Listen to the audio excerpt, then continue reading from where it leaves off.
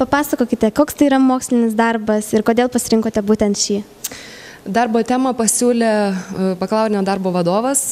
Tai yra užduotos trajektorijos sekimas remiantis vaizdinę informaciją.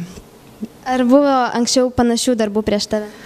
Be abejo, šita tema panašių darbų yra tikrai nemažai, tokia veikla vykdoma visur, užduotos trajektorijos sekimas yra taikomas visur.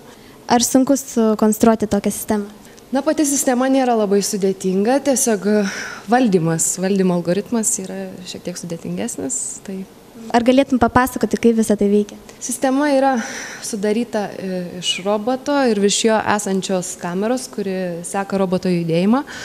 Robotas yra pažymėtas žymėmis, spalvų segmentacijos metodais atpažįstamas.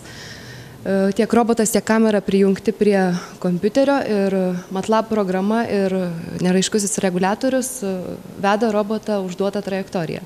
Kaip suprantu, visas valdymas vyksta kompiuteriu. Ar galima kažkokiamis kitomis technologijomis?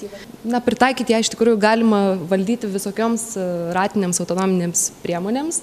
Pavyzdžiui, kad ir invalido vežimėliui ar sandėliavime naudojamoms mašinoms. Ar tu galvoji tobulinti šią visą sistemą? Na, grynai aš tai kaip ir neplanuoju daugiau prie šito apsistoti, bet nuveikti šį bei tą galima.